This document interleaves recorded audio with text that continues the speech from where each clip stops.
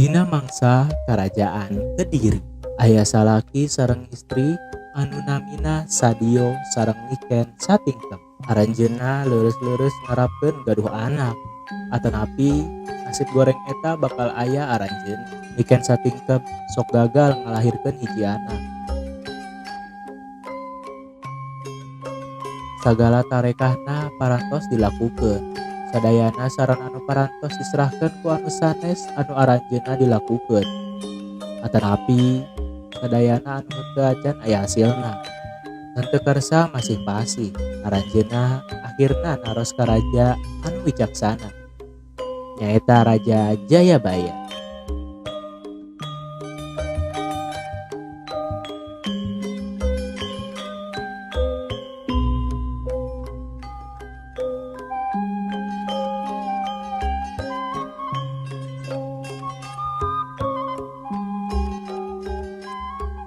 Parentah anu dipasihkeun ku Raja Jayabaya nyaeta yen Niken satingkem kedah mandi dinten Rebo sareng Sabtu nganggo kerang, kalapa sareng handles anu didamel tina kai koneng.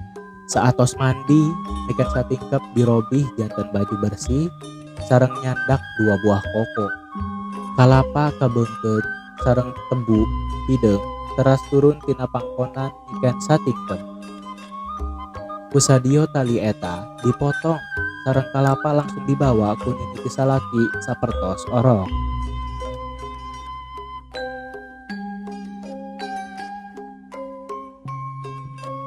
Salaki sareng gerwa ngalaksanakeun petunjuk ti raja kalayan alus sareng tuntas sareng sarua-saruana ngalakukeun kitu sadayana. Pasangan ieu dikabulkeun barudakna. Anakna ngagaduh hirup anu sae. Tradisi ieu terus jinten turunan.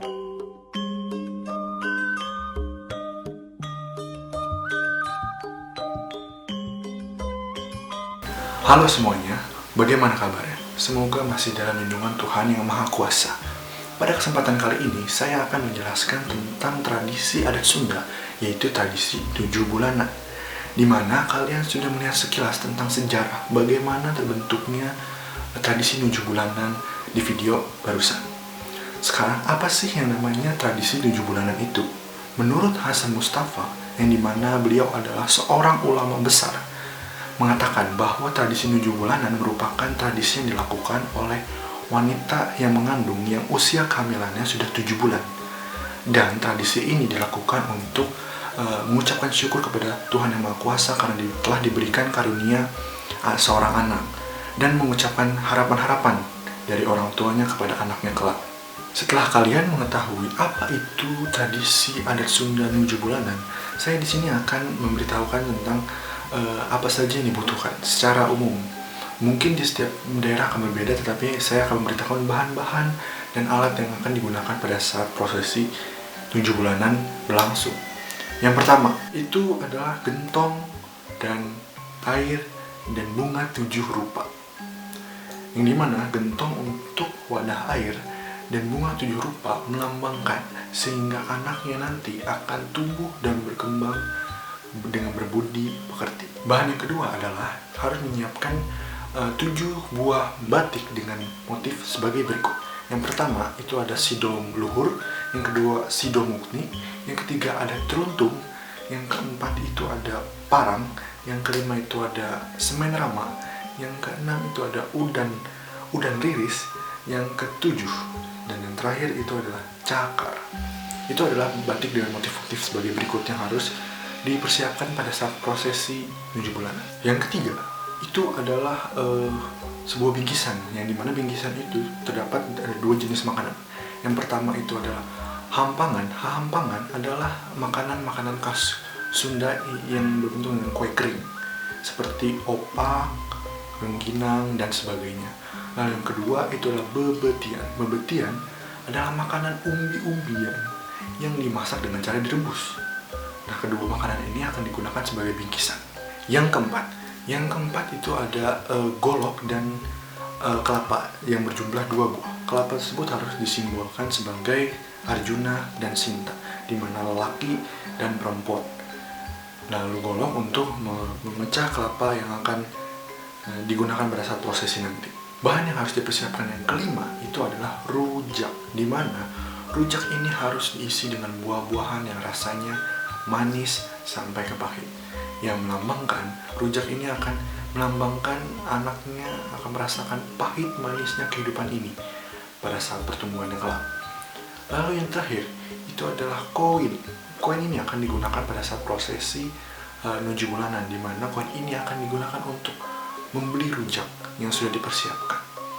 Itu adalah bahan-bahan yang akan digunakan pada saat prosesi nuju bulanan adat istiadat Sunda ini.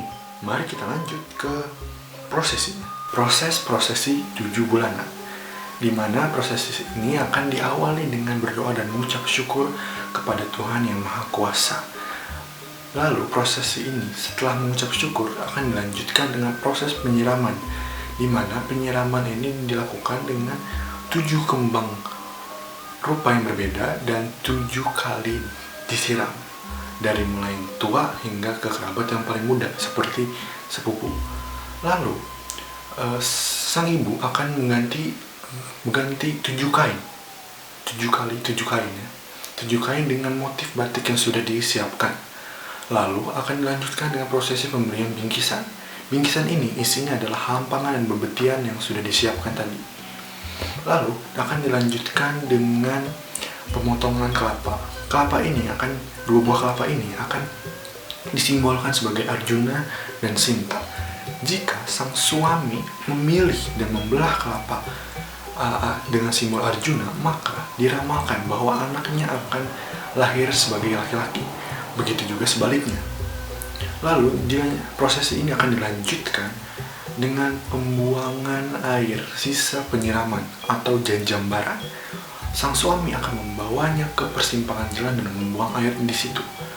Persimpangan jalan melambangkan dengan bagaimana nanti anaknya akan memilih jalannya sendiri secara mandiri.